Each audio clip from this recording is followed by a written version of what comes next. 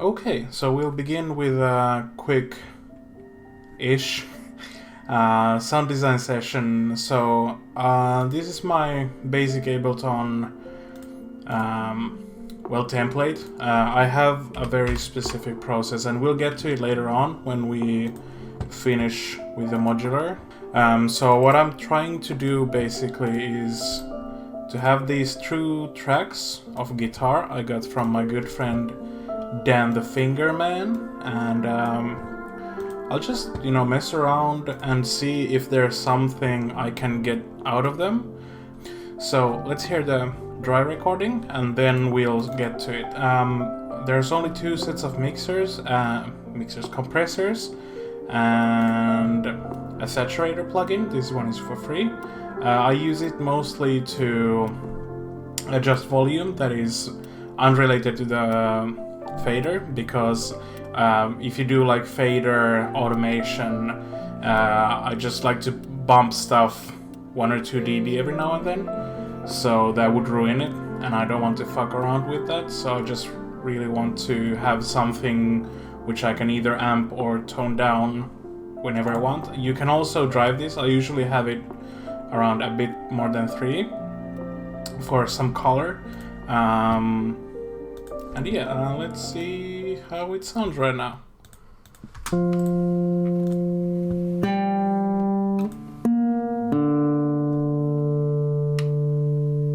Alright, so what I hear right now are at least 2 things I want to zero in on. So I'm gonna copy this track and put the other one in mute.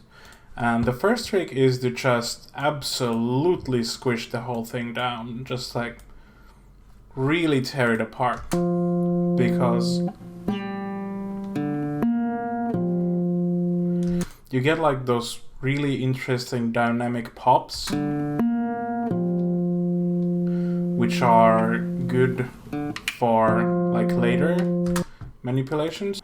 This is something I could just throw in there, probably would sound good. What I want to do is, because there is that little bit of bounce to it, I'm just gonna put an echo to it. And this is Crystal from Pure Magnetic, and I'm really in love with Pure Magnetic and Audio Things plugins. They're usually pretty creative with their approach to stuff. So what I want to do is have interplay with the delay and the compressor. So let's hear how this sounds right now.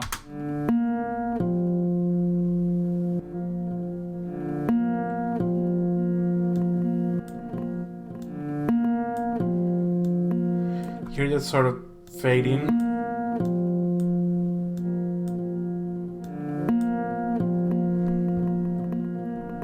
Yeah, it's really nice. Sound is a bit dry, so what I would do next is give it some texture, and I really do like lo-fi stuff. So this is an audio thing plugin called Speakers, which is basically different sort of mics and amps which are done via convolution. So they are sampled from an original material and used to make sort of frequency responses, which will imprint a tone to a certain signal.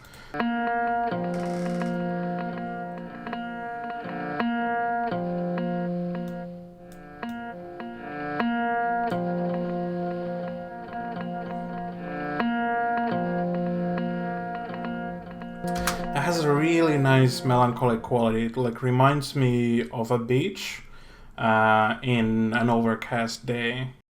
What I would do second is to, I'm not sure, I want kind of a granular thing going on in the back end, just a tad bit.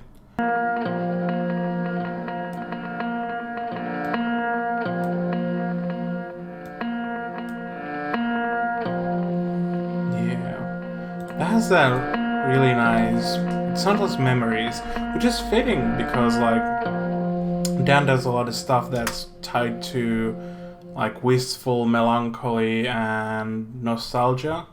So I think this sort of stuff is something I really treasure in doing a collaboration, is having someone else's sound interplay with yours. Like, I'm a really big believer in having interplay in all stages of creation. So this is really nice. The problem is that this album I'm working on is called Nausea, and this is sounding really dreamy and beautiful. But at this stage, I would probably just put it on the side for now and see if there's something I could do to make the guitar sound more disgusting, like something like really fucked up. So naturally, I go for a comb filter and a frequency shifter. I don't want to have the comb fight against the sound, I want it to work with it, so we'll look for a bit.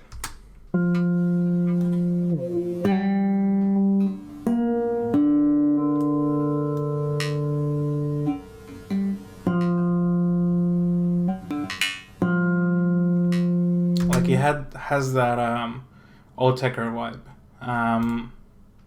Then I want to use not a phaser, frequency shifter. Like I really do like frequency shifters because they have this sickly tone to them most of the time. Like if you use a pitch shifter, it's just like using the normal tones, but a frequency shifter is just like coaxing the sound into new territories. So I want to see what I can find by just going around.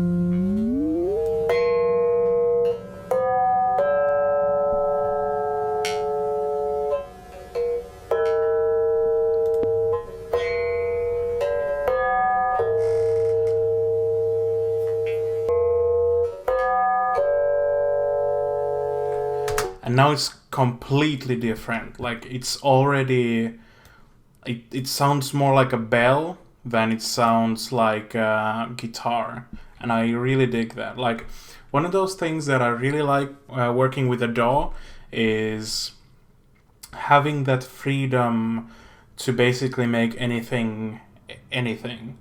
The ability to take whatever input you have and have it be something completely different by the end is really inspirational to me. The next thing I want to do is to introduce a ring modulator.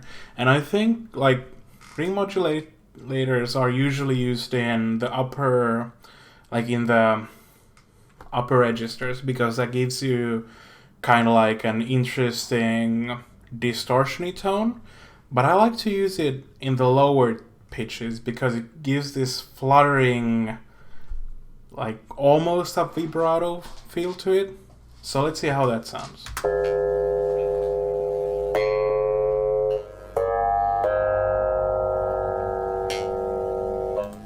That has a really interesting alien tones to it. I'll just free up that a little bit.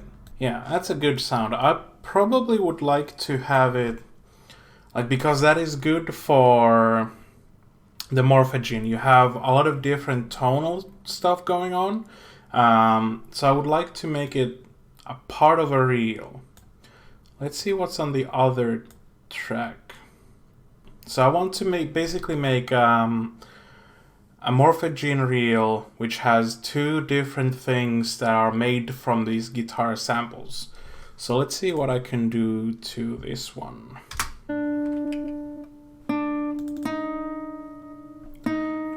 Yeah, first up, I like how it skips because I forgot to turn the warp off. So what I'm gonna do is slow it down and we'll see how that plays out.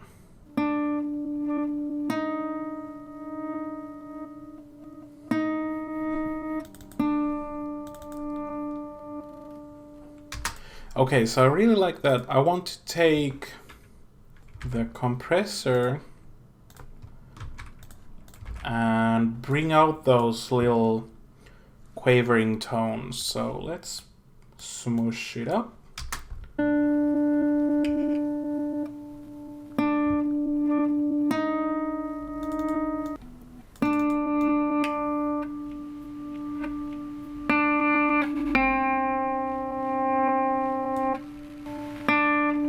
a little bit of volume and some grit to it.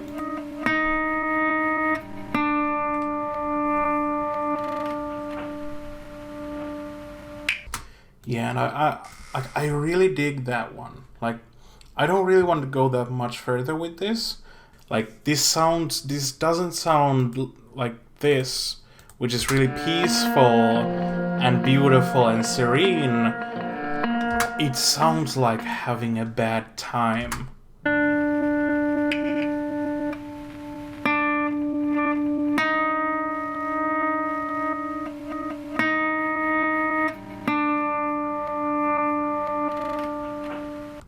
So, yeah, I really like this one. I need to check the volumes for exporting, and I want to do another layer. But for that, I need to look through my archives. So I'll be back in just a minute.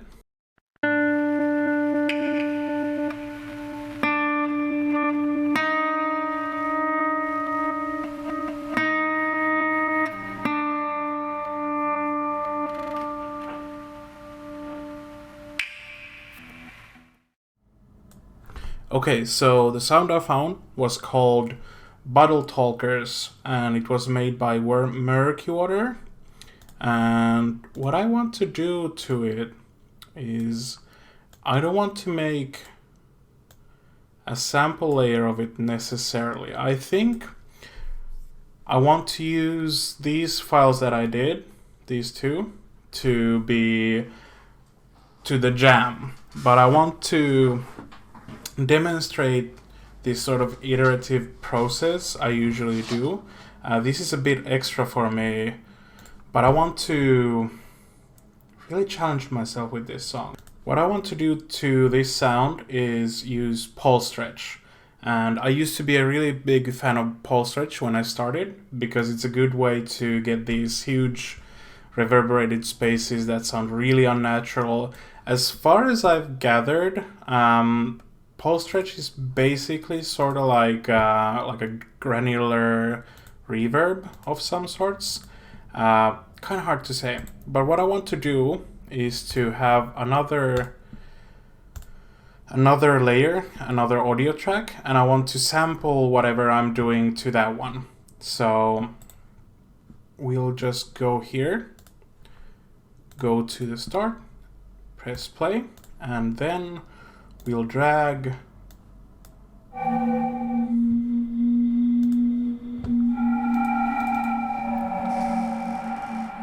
and that has a really noticeable sound. Like, you have heard this before, right? But what's cool about the VST version is you already have so many more like interactable parameters. So I want to have the harmonics bandwidth to be a little bit bigger, and I want to have the number of harmonics. Like, I'm really doing this at random, so don't take anything I say as like a plan. What's nice about this version too, compared to the one that was in Audacity, is you have this free filter section, and beats me what it does, but we can just, add to it. And here we go.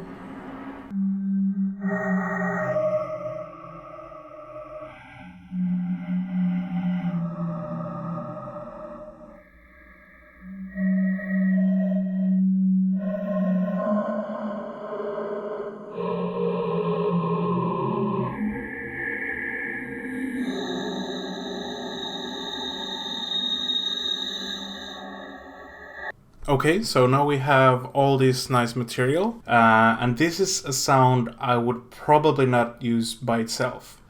So what we'll do now is take some external equipment and run this through it, and we'll make a sort of like a performance with it, and we'll come back in just a minute as soon as I've set it up. So here goes that.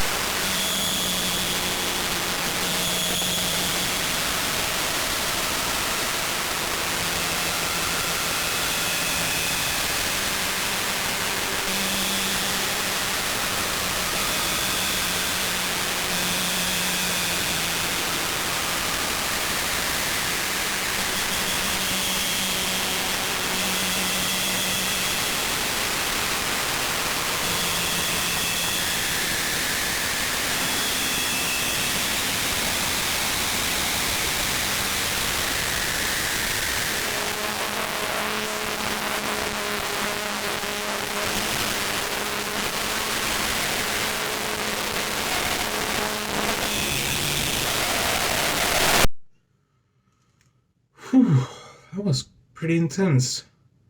I'll break it down in just a bit, but before we do that, I need to take the dog out.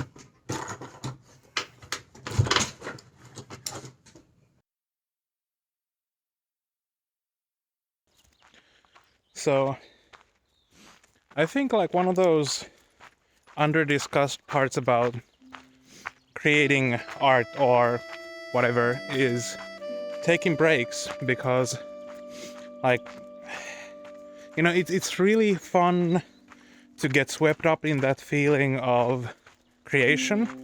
Like you just sit around for 2 hours and make stuff, but sometimes even then that's not enough. Like you need 4 hours, 2 days, 3 weeks. Like sometimes you just need to mellow down, absorb some outside influences, some concepts, thoughts, nature.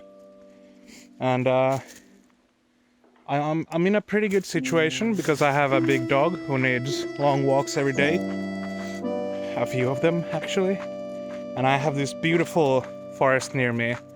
And I like to put on podcasts that discuss creative contexts like Noise Extra, Crucial Listening, and that sort, like to get other people's perspectives into their process, into their world, into what made them essentially. And to me, listening people explore pieces of art either from a listener perspective or a creator's perspective is hugely influential. Like I think sometimes reading an article about an album or even a review about an album can be way more inspirational than the album itself.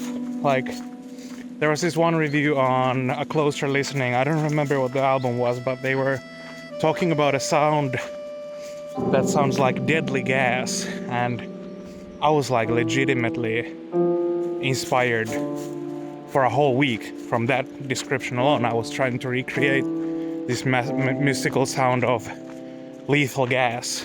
And you know, I think like trying to separate the process of describing like a piece of art and what it really is sometimes like a good creative tool as well. But yeah, I think that's for Headspace.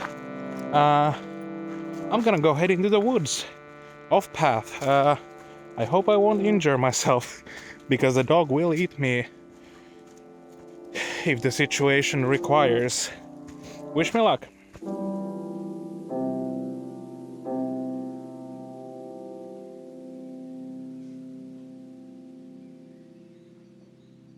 I found a little swampy area. Nice.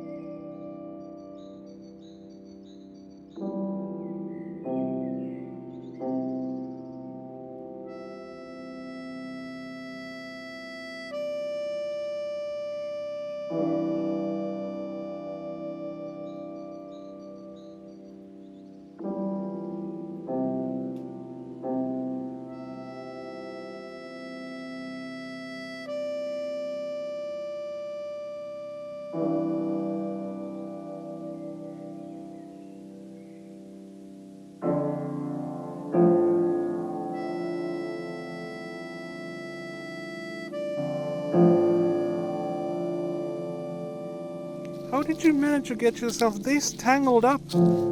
Dog!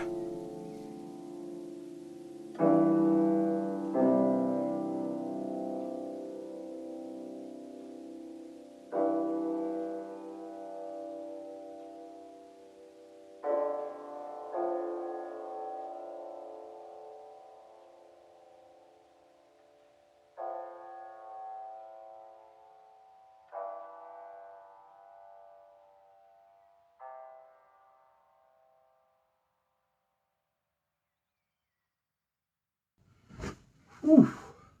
That was a lot of fun. So, Who wants to learn about this feedback patch, eh? So the basic concept is pretty simple. So I have these two field kits here, the normal one and the effects, and I have Ableton coming in to channel 1, which was, I should say, pretty gained up, and it travels from here all the way to effects, where it goes to the sampler, which opens up the sampler introduction, and Beat Crusher, which are both really good if you want to make like harsh noise. And then it goes through the delay, and from the delay it goes to this little synth right here called Smashism, and it's made by the synth maker called Metsään, who's an anarchist. They make a lot of very interesting noise instruments, but also they have a lot of interesting political statements. So I will link their YouTube channel and their Tumblr into the description, because I want people to not only look at their instruments, but also their general messaging.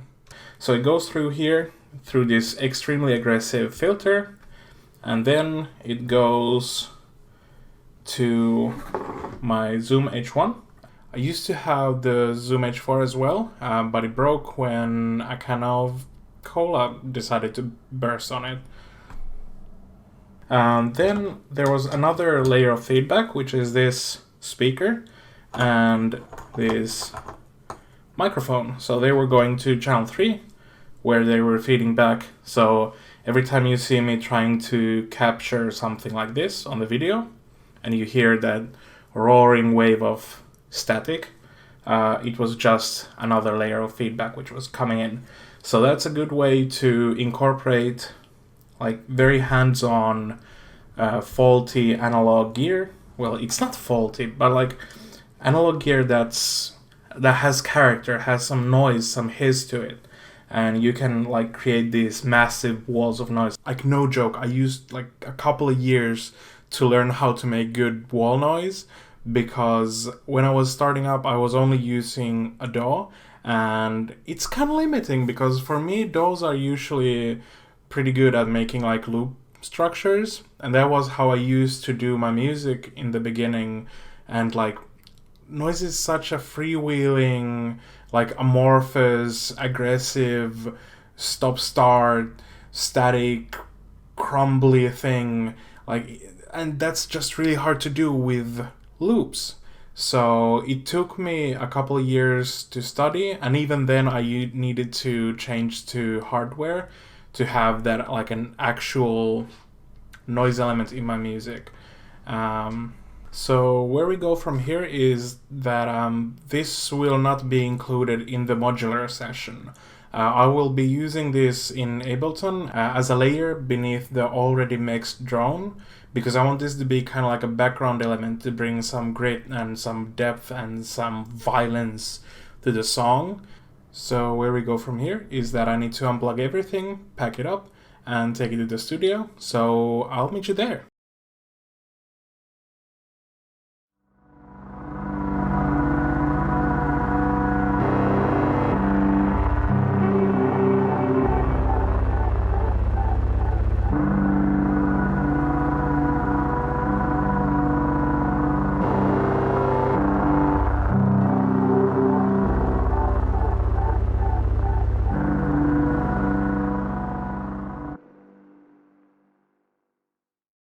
So right now we're in my studio, which is just a corner I took in my apartment. So most of the time my process is to just jam around with the modular and just see where it takes me.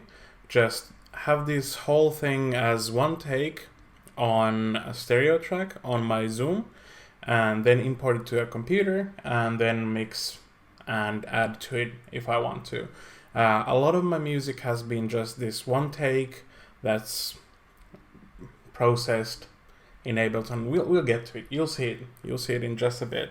But now I'll just start the jam, and I would say the first part where I want to go is the morphogene, because samplers are usually something I think of like the inkling of the idea, because that's the most unique sound. That's something that's not already in the palette, because I have selected these oscillators very carefully, and samples are usually just something I throw in. So let's bring in that morphogene.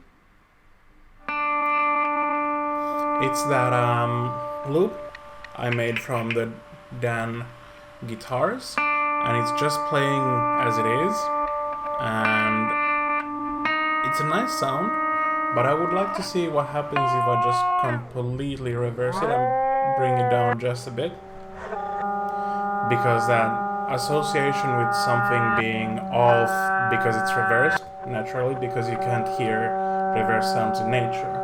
I want to lean on that. So the next thing I would do is to bring in a couple of LFOs and stuff to this vector space module, which basically takes in a few different inputs and mixes them in an interesting way. So let's see what this brings. I'll just modulate the gene size. So it's already got a bit of glitchiness to it. The next thing is that I want to bring a sequencer from the field kit effects. Just eyeball something that looks like an interesting sequence. Bring down the amount, the attenuator, so how much it can affect the sound. So this is skipping in the buffer. Yeah, I'm really digging that. So I'll leave it at that for just a while. I think that's a good place to start. We'll probably bring on a bit more processing down the line. But right now, I'll bring in my spherical wavetable navigator from 4MS and see if I can match.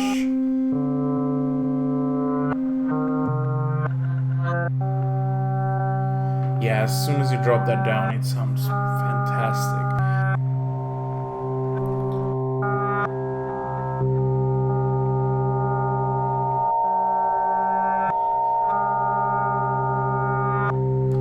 That is a satisfying movement.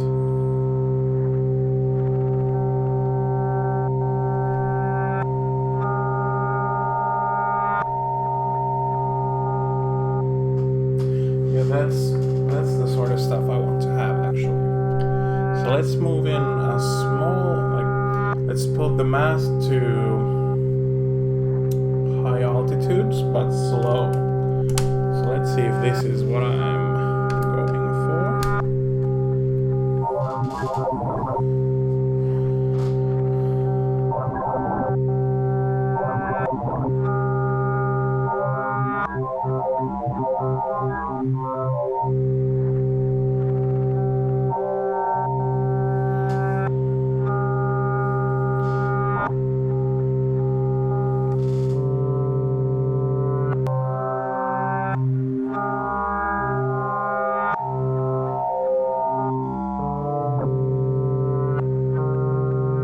So that's got an actually interesting, like an ambient texture to it.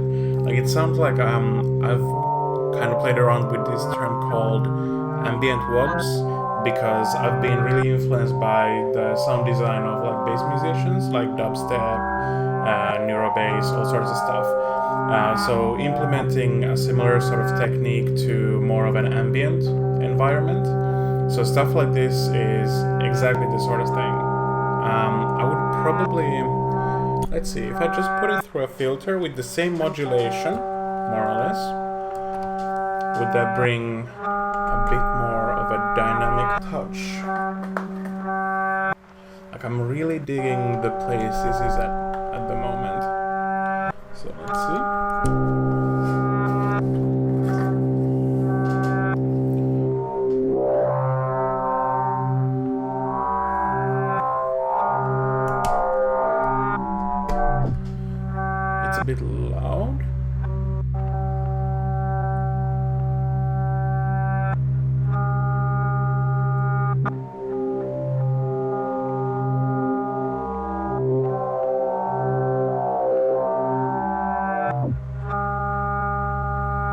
Let's put the resonance down. It's creating a bit of an unfortunate downward movement.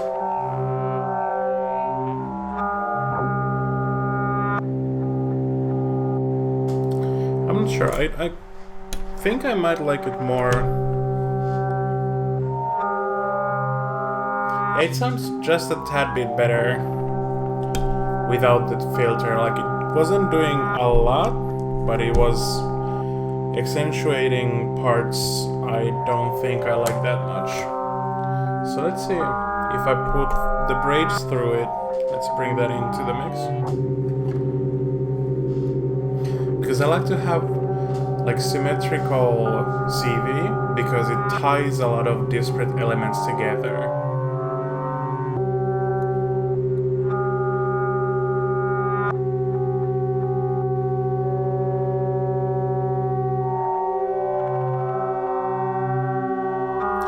Yeah, the square wave is sounding really nice under this.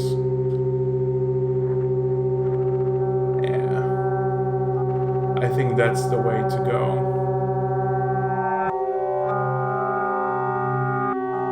This will sound amazing with some reverb on it later on. So where to go from here? All of my modular voices are taken, but I would like to go further. Let's bring in some external gear. So this is the castle from Basel that Simon bent for me. So let's put this to the Coma Field Kit. Maybe even through, like, let's put it through Coma Field Kit effects. And then the Coma Field Kit.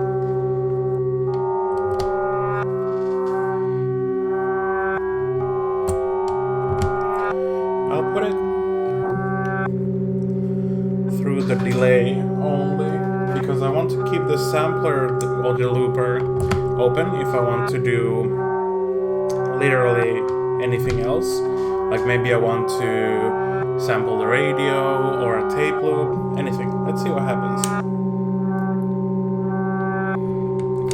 So the thing about circuit band instruments is that you can never know what you're gonna get.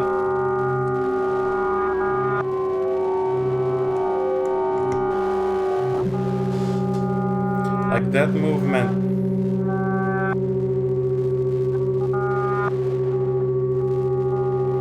right there is really nice. So what I would probably do is to bring this on every now and then, like, because it is a fadered input, so I can just manipulate it when I want. So this is sounding really cool, and what we'll do next is bring on a tape loop. And I have two separate tape machines. I have this, I think this was Sonio. Yeah, it's a Sonio Walkman. And I have a random tape loop here.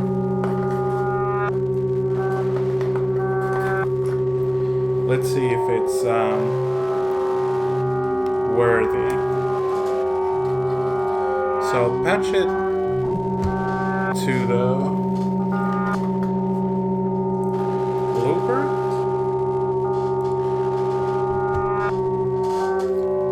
And we'll just put it on channel 2 of the field kit.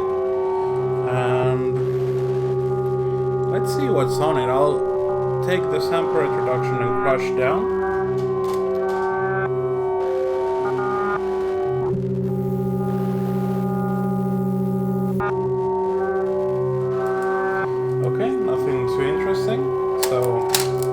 Let's switch the side around.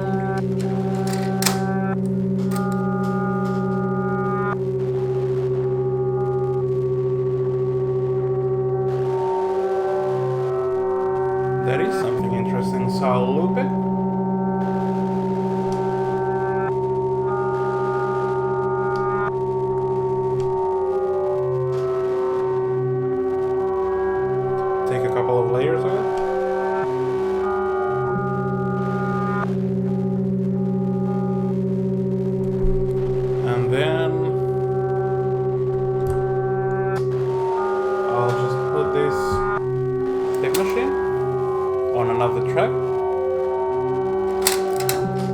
because now I have layers on layers on layers of loops.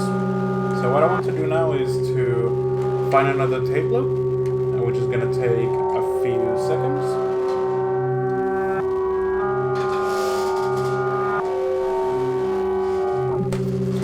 So I'm getting out my tape collection.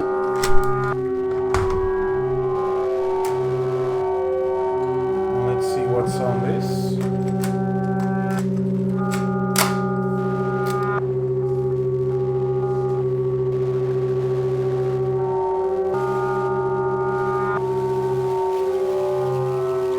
I've already used this particular tape loop on another song, but especially buried in all of this noise, it probably will work.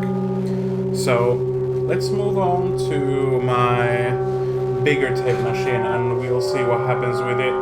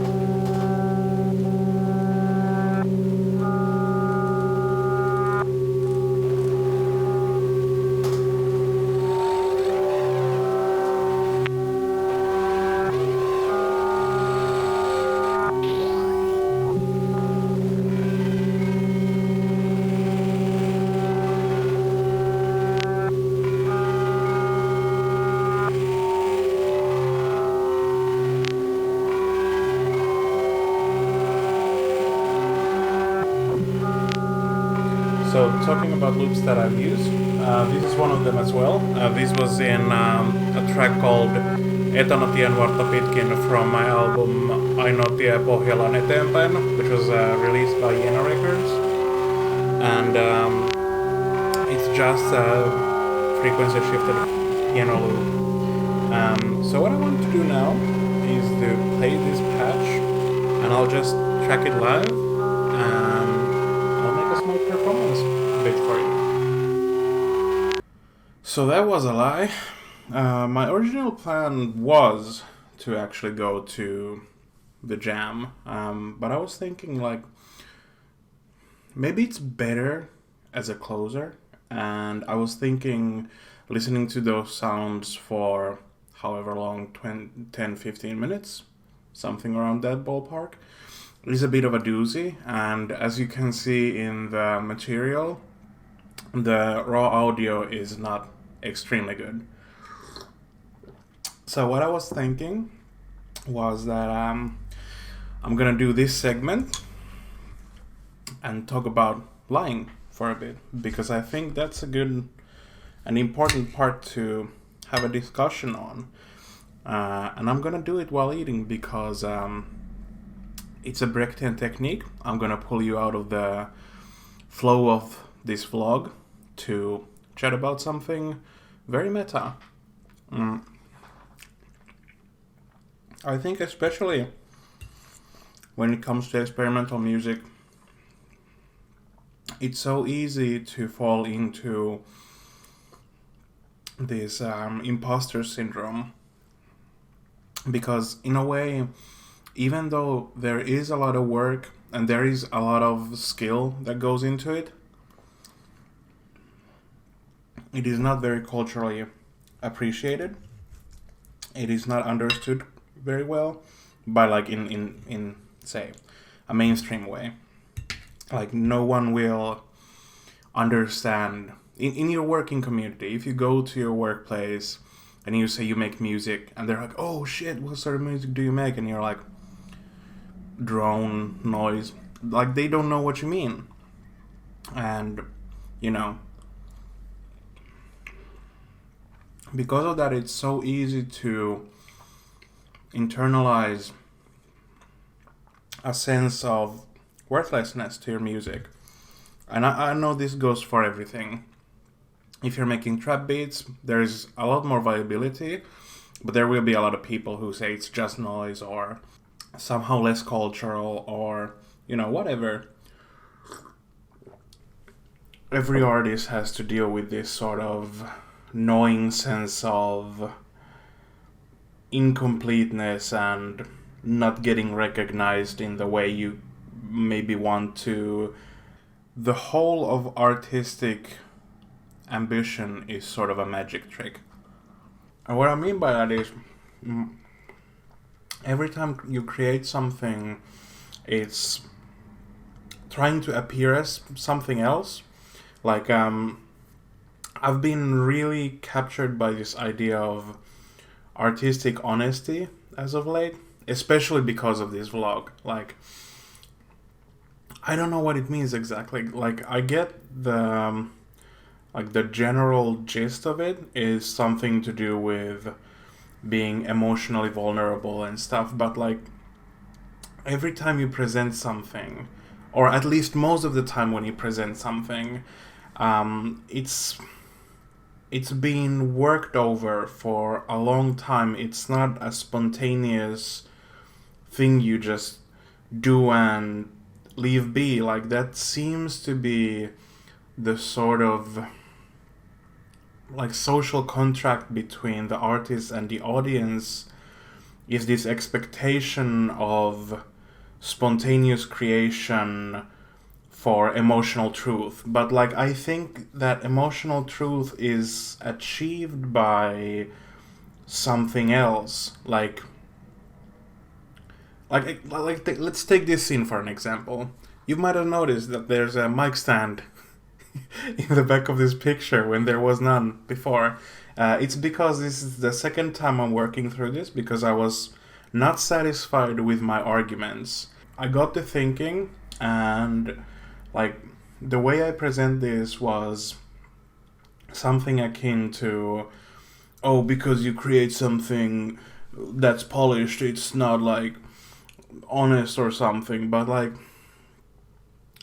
it's not that. It's this sort of contractual, like a deal you do with your audience, that whatever is coming out of me is either worth your attention or somehow emotionally honest in a way that's just springing forth from my consciousness. Like, I do think a lot of people, when they are consuming art, like I do this too, when I'm consuming art, I'm not thinking about the creation process necessarily. If it's not integral to the art, I'm just enjoying the thing in the moment. But like, there could be thousands of hours of work that's just put to the side and it's implied in some ways. Or the inverse, like if you're creating stuff like mine, you could be doing it like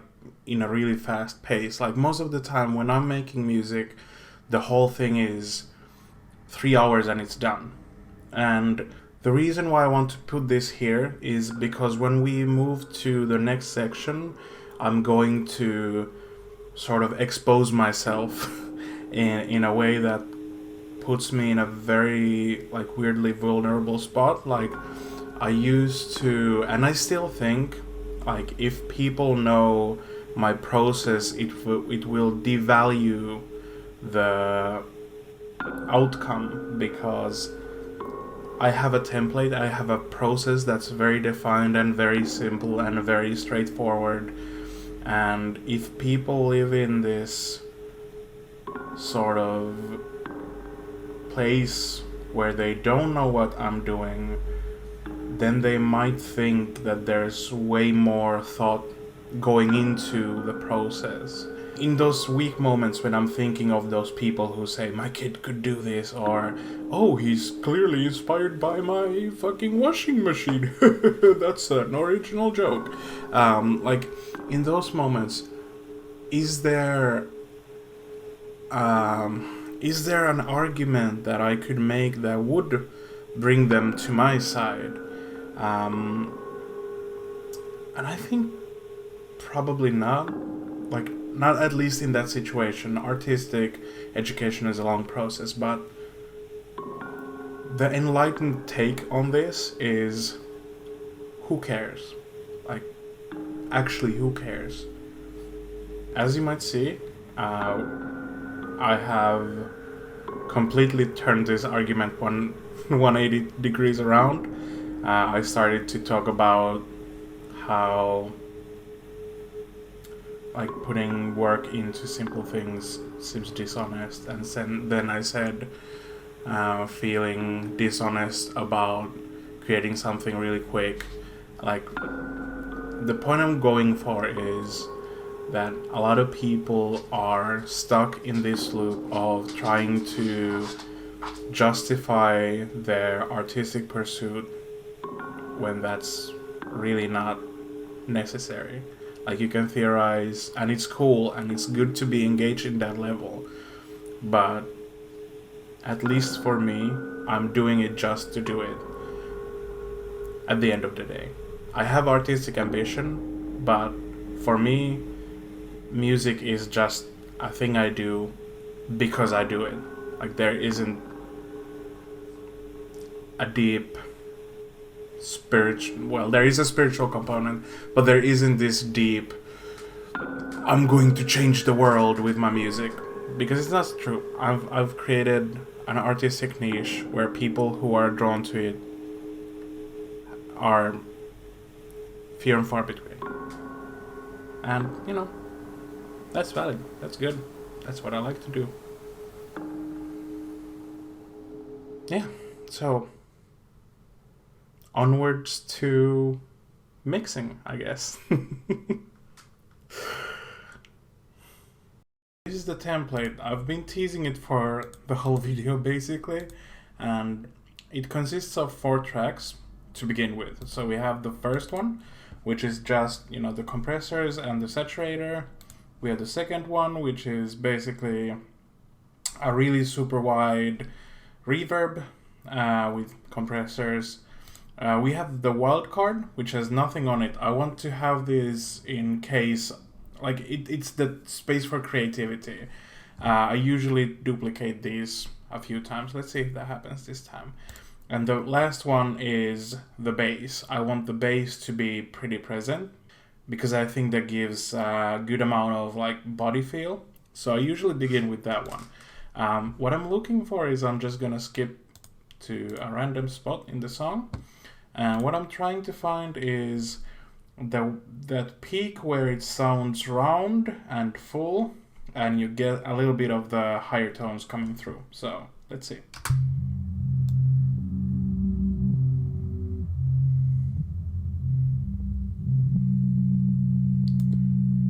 So around there, you have some of that resonant boom, but you also have some upper information, so it blends better with the rest of the song. So next up, I usually go to the reverb, and I dig this Oriel River plugin. It's just a pretty basic reverb plugin, but I really like the sound. It's pretty lush, and it's for free. I'll usually drag down some of these parameters. I'll just put a little bit of high pass on it, because I think, like, because I already have that sub bass level, if I add the reverb, it's gonna sound a little muddy. So I'm just gonna straight up just delete some of the bottom end, and wow, that is sharp. Then we'll just have to drop it down a little bit. All of these are going to Send, which has Ozone 9 and 2 compressors as well. And the point of this is to just have a general slider where I can adjust all of the tracks at the same time, because on my master there's a limiter. This just gives me some space to move. So let's hear how this sounds. Again, let's give it a little bit of a bigger space, diffusion. Let's damp the highs, and bigger room. Let's see.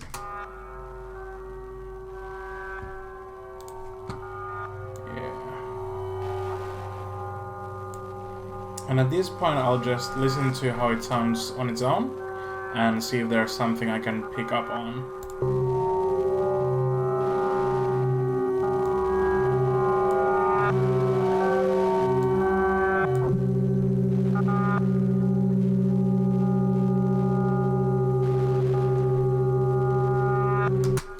Okay, I want to accentuate the noise.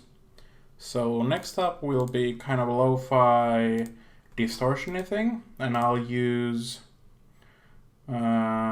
speakers from Audio Things. We talked about this in the sound design part, so I'll be just breezing through.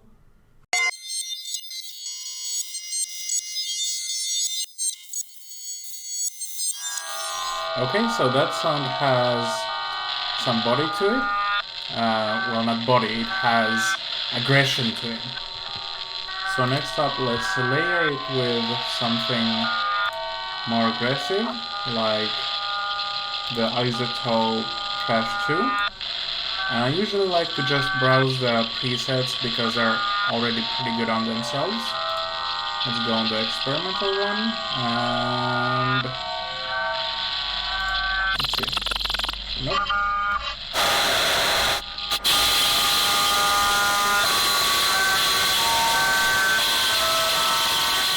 That's a good energy. I want to use it as an upper layer, so I'm gonna do a duplicate of it.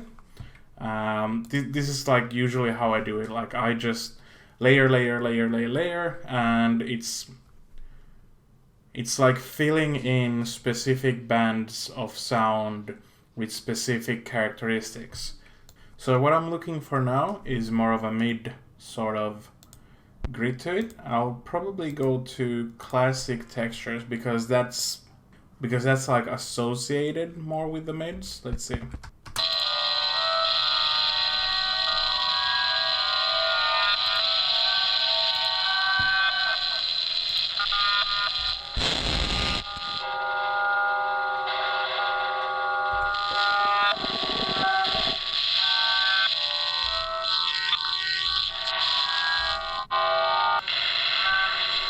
Oh yeah, that gadget speaker sounds pretty good. Let's see how they sound like together.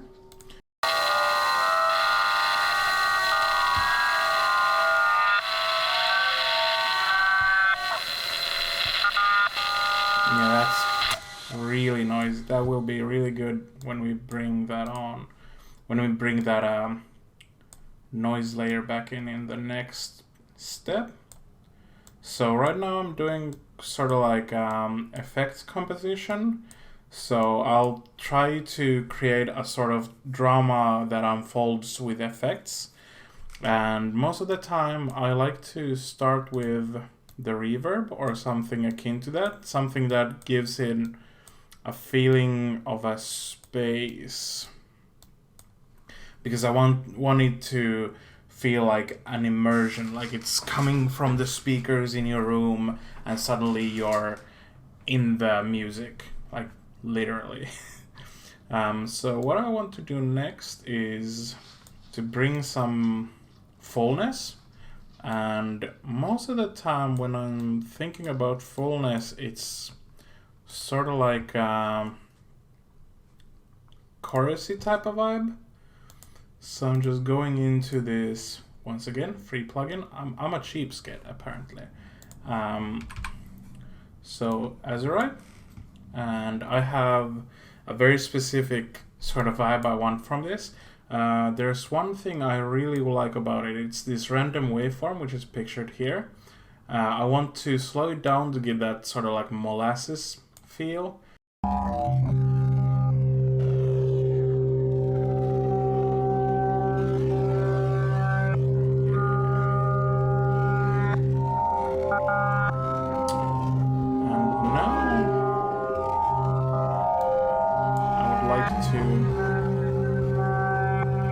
This sort of psychedelic edge, because now you have this bit of body and space and psychedelic vibes. Once again, a free plugin.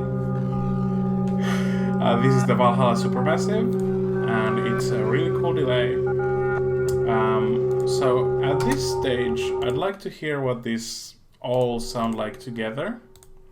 And I'm beginning to do the composition again. So I'll fade in the bass a little bit later. Let's start with the reverb.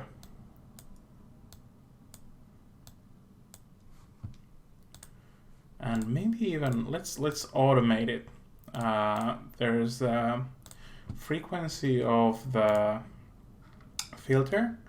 Let's give it some movement so it sounds really thin when it comes in and it just slowly fills up. So let's hear how this sounds.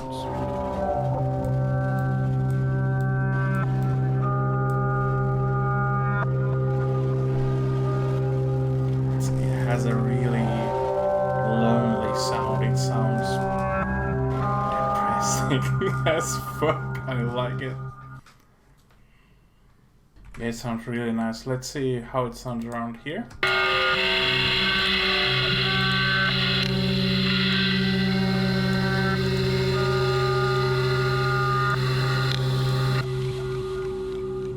So the distortions are sounding a bit too dry to me. So I'll add a little bit of reverb to them. And I'll pan them around just a bit to get a wider stereo field. Because I think like distortions, especially when done this way, can give a big, nice feeling of spatialization. And because they are so similar in most ways, I'll give it a bit of a different filtering. And let's hear how that sounds.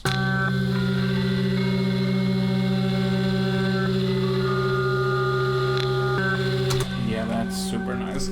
I think I'm done with most of the track. The only thing that I'm thinking about right now is the finishing part, because I want to have this long tail that will transition nicely into the next song.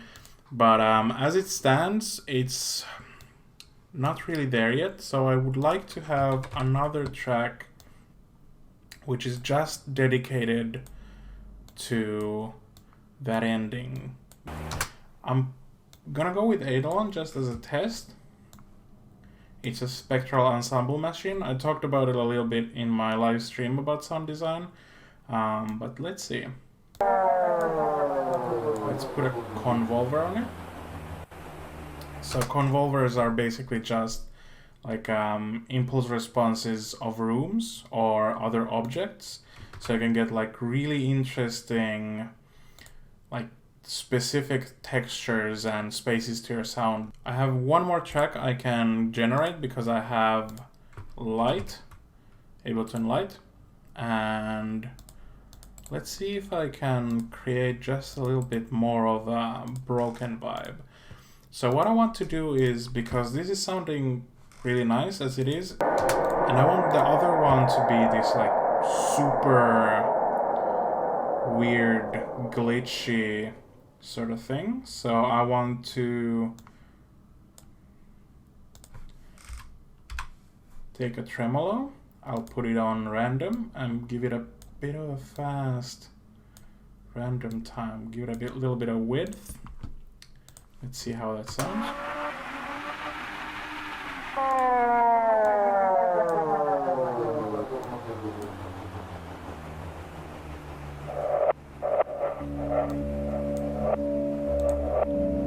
Yeah, and then I'll give it a gate because we want it to glitch out. And gates are a good way to mimic that sort of like CD skip.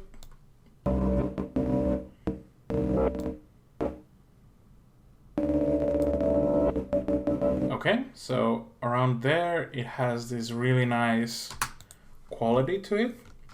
And then I want to, not as a delay, but more of a lo-fi effect. Let's see how that sounds. Let's add to that with speakers.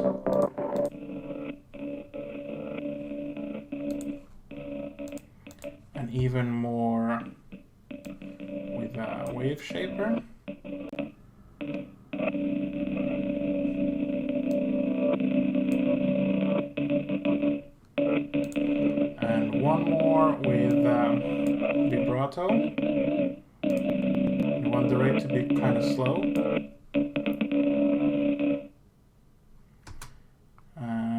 let's give it a bit of a custom vibe. So this should sound really, really, really glitchy right now.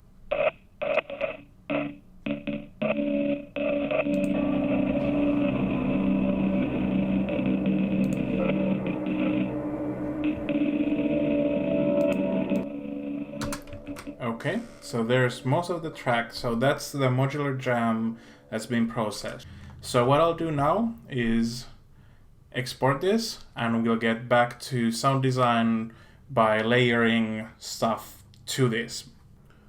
Alright, so here I am, one day later, and I have the song imported, I have the noise layer imported, and I have these 4 sounds I collected 2 days ago.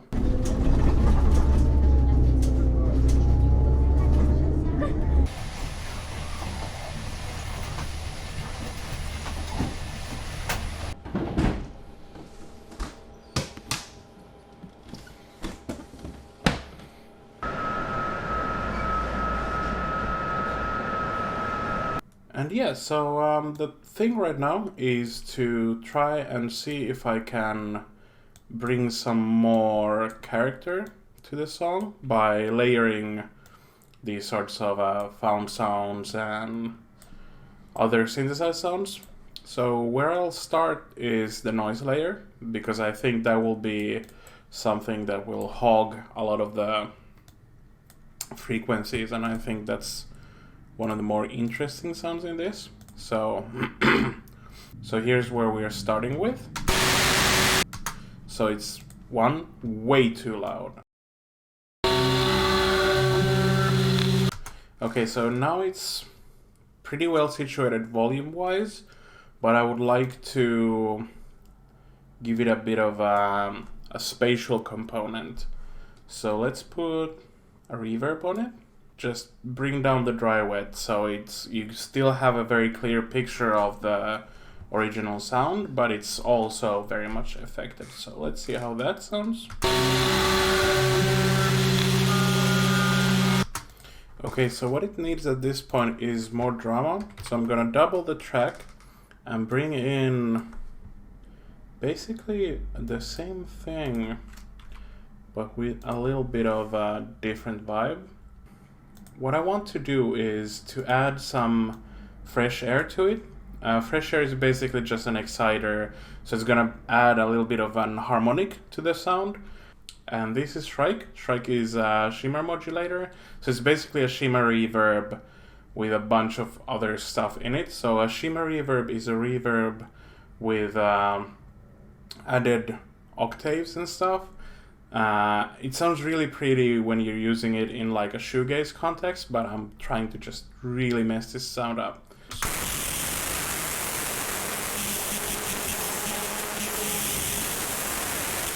Yeah, that's hitting the spot. What I'm gonna do next is to add a trash 2 to it, and I want some edge. So let's listen to, I guess, like burning flame sounds appropriate. So let's go with that. Well, it didn't sound appropriate. Let's see.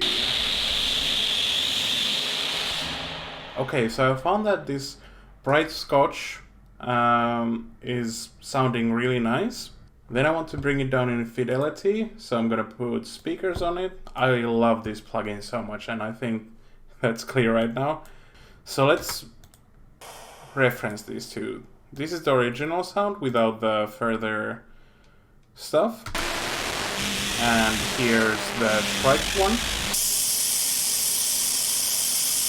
So here there's a little bit of like brightness to it. So it will sound nice when it expands into that section. So here's a really good tool that I use constantly. So when I'm doing these layers of sound, it's usually very hard to get lost in the sauce, so to say. And like you create this one layer that's like so intricate and so specific, and it doesn't do anything. So what I like to do is listen to the thing in the mix and just turn it on and off to see if it has a noticeable difference. So let's do that to both of the noise tracks. So here's the modular take. Here's the first noise. And here's the second noise. So it's all nice and good, but it's a bit too loud because I want to fade it into the general vibe of the song more. It's sounding a bit disconnected from everything. So I'm gonna add a things to it, which is a granular reverb or granular or a reverb. So I'm gonna put some diffusion to it and some mid-side, and I'm gonna lean into the grains. Let's see how that sounds.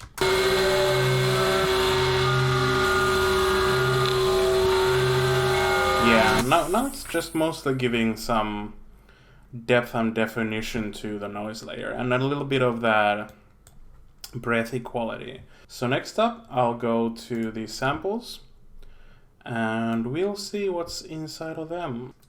Okay, so what I found were these two sounds.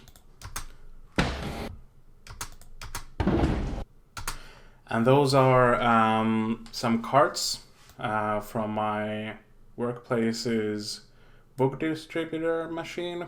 What I want to do with them is to put them on top of the clicks and see if there's something, because having two different ones means you can either layer them or you can create some variation, and we'll see which one is the way to go.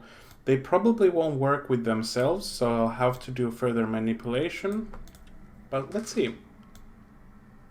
I think I want to put some delay on it. So this is Outer Space, which is a Roland Space Echo emulation. So I'm just gonna see what sort of delay would work on this.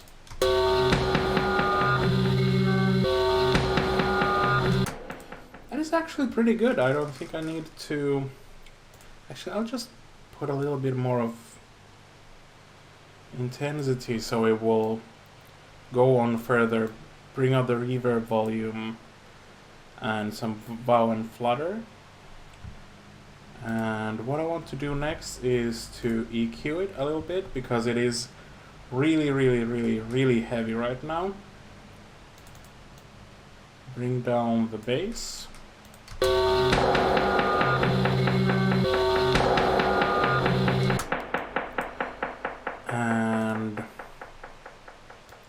And accentuate the parts which will work well with the delay.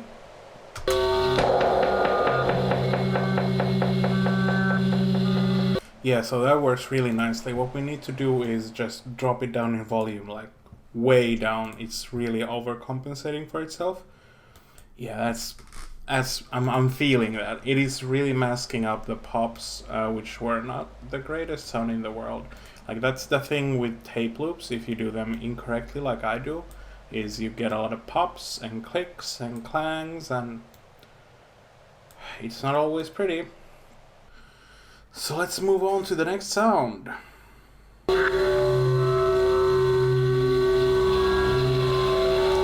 Okay, so there's a nice sort of risery, there's something reversed there.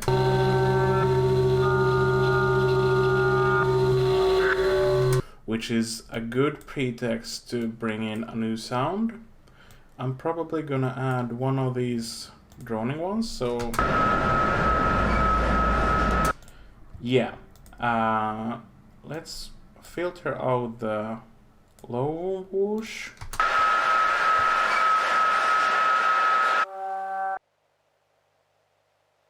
Okay, and then we just time it to start at the exact moment that quits.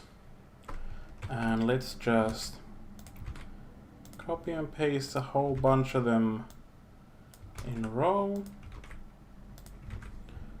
Let's just listen to how this sounds in context and we'll go from there.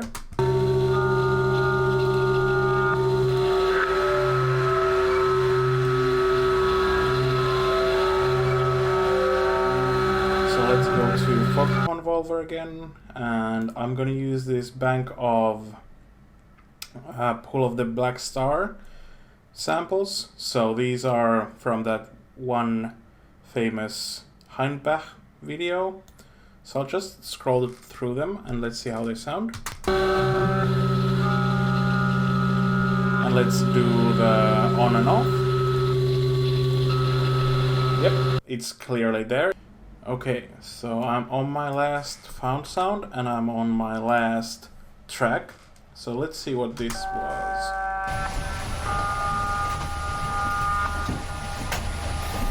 Once again, the problem is there's too much bass. So let's cut that out. But this is sounding quite nice. So I definitely want to use it. So usually the problem I ran into personally is to have these tracks come out all at once, which is happening right here, because I was feeling that in the end of the jam there was something missing. And they usually can be mitigated by having the tracks come in earlier. So the idea itself is presented before the elaboration.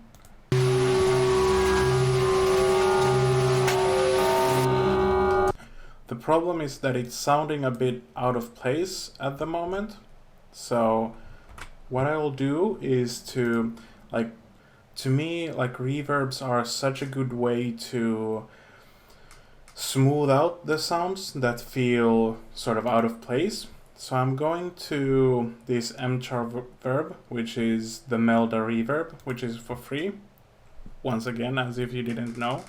And I'm going to go with tiresome credit. That sounds weird and sort of fitting.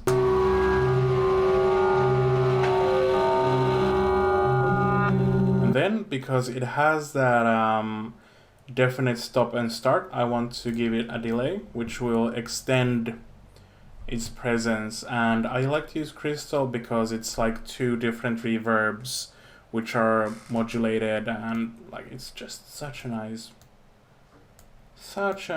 delay to use in situations like these. So let's see how that sounds.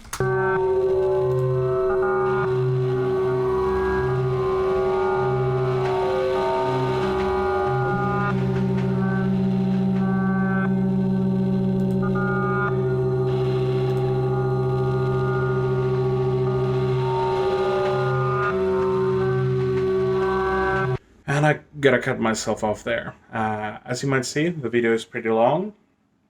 And thank you if you've stuck with me so far. I think there is a sort of limit I have reached with this sort of long form content. There will be some later on, but I was thinking that there needs to be more sounds on this. And I wanted to kind of breeze through a few of them, because I think the process and the mental side of it is pretty clearly demonstrated so far, and I wanted this to be a little bit more digestible maybe. And yeah, before I go though, I want to discuss the inspiration for this part. So like a year ago, there was a video I saw on Instagram by an artist who goes by the moniker Junkyard Shaman. Jere Kilpinen is a Finnish-born artist who lives in Japan, and he creates a lot of super interesting art. He makes poetry, woodcut, like prints. He makes incredibly interesting and inspiring music.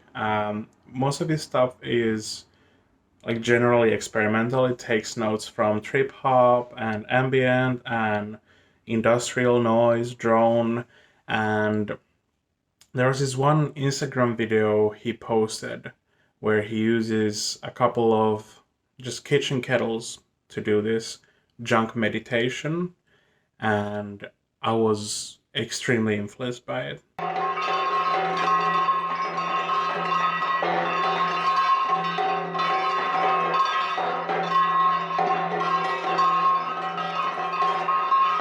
So I wanted to kind of recreate a sort of similar idea because the video has been in my brain for this whole time. So here's my take on that idea. I have cool aesthetic junkyard instruments, so I'm just gonna use my return bottle. So now I'm gonna play this thing, whatever that is. I just found it in my workplace, and it sounds pretty cool.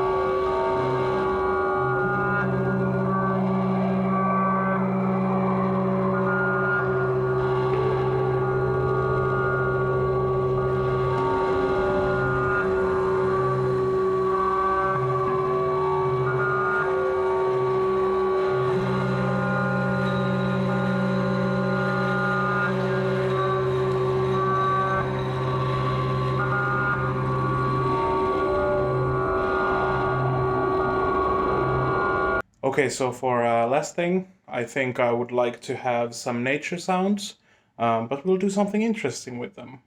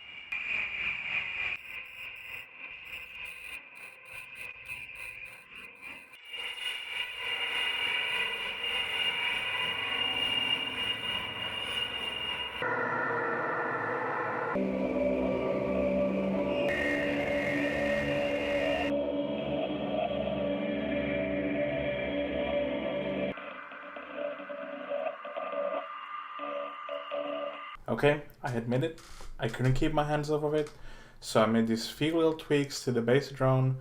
So the first one is this weird one. So I wanted to sort of ape the idea of the Yo-Wave gong resonator. So I took 2 comb filters, then I filtered some of the unnecessary frequencies away, put a reverb on it, expanded it, and it sounds like this.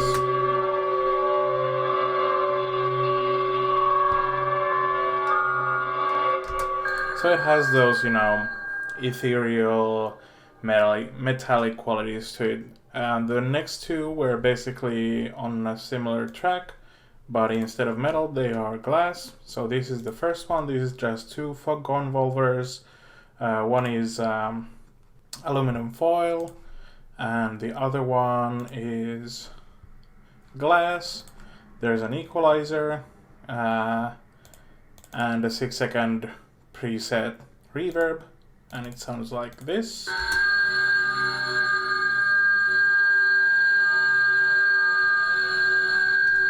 And the second one is the exact same, but there's a free mod doing the dissonance sub. I talk about this in the sound design stream. There's a delay on it with these settings, the space echo, and there's a aural reverb, saturation, speakers. Wow, who would have thought there was a speakers on this track? And then there's a little bit of filtering, and it sounds like this. And in context, they all sound like this.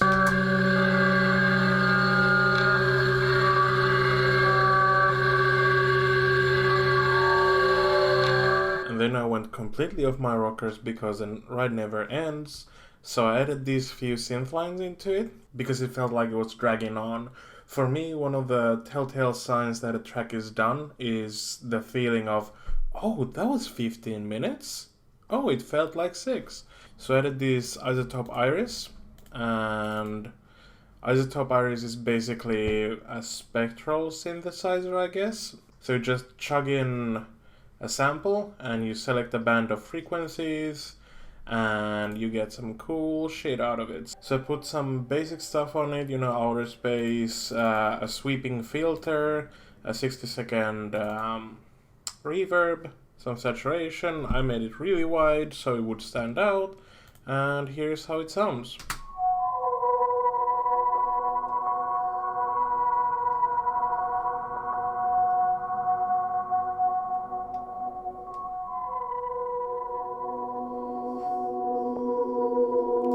So I put in a sample of a boy choir, because I think like that sort of ethereal religious importance were something that would fit the track. So I put up this ultra analog session synthesizer. It came in a pack and I've only opened it once before because I don't use Softsynth so much, and it has this arpeggiator. I was trying to find out how to put it off, but it actually kind of worked.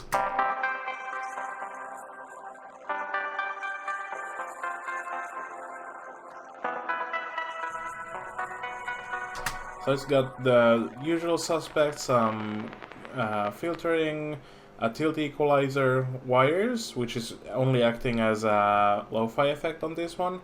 And then it has Things motor, which was the VST done with Heimbach, along with wires actually. So what I put into the Things was this other synth. It's the same ultra analog with a bit of a different setting and some other effects. It has chorus, a Valhalla Supermassive, and that's basically it.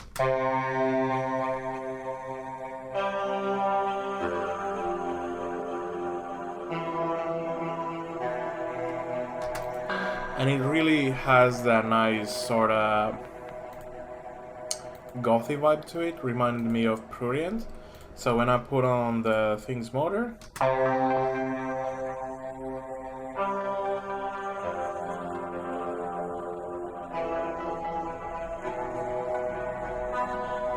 it becomes this mess of a sound which has sort of a post-rocky vibe to it also. So when you layer that with Iris,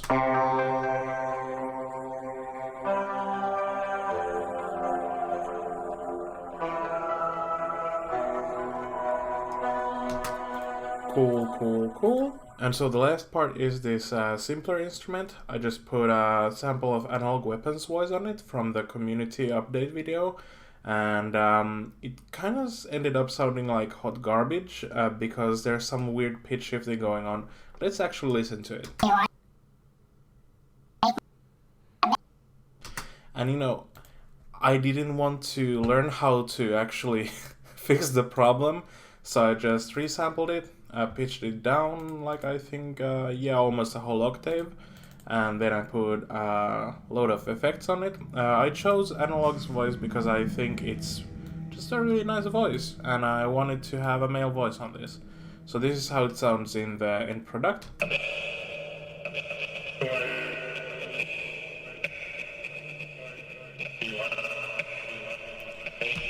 So I put a MIDI analog master on it, some crystal with long delays, some vocal fun, which is a glitch effect, a snores, which is a preset in the erosion plugin, which as far as I know is kind of like a vocoder with some noise on it.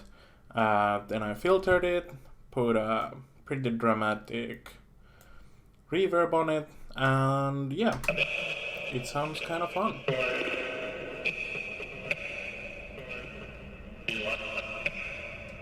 I just wanted to have that like verisimilitude of a human voice, and because all of these take a lot of space in the mix, I had to do some filtering on the bass drone, which is actually kind of cool because it creates some dramatic tension later on. So here's a high pass filter I drew on it, and it works really well because when we come down from it, you get this descent into harsh noise.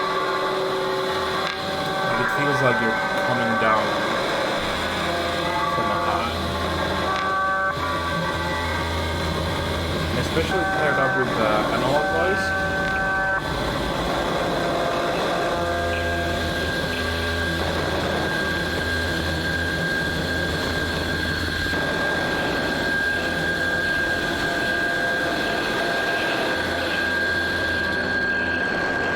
You hear those sort of gravelly, like noisy artifacts. I really like the way it sounds like the voice is turning into those, but it's not actually the voice, it's just something in the original drone. So with that, it's actually done. Like, I'm finally finished, my work here is done, here's the jam for you.